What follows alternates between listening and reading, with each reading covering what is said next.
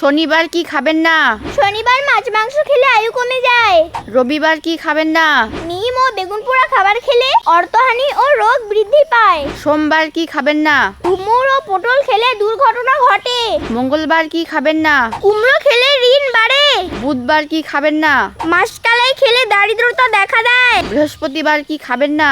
আমিষ খেলে অর্থ নাশ হয়। শুক্রবার কি খাবেন না?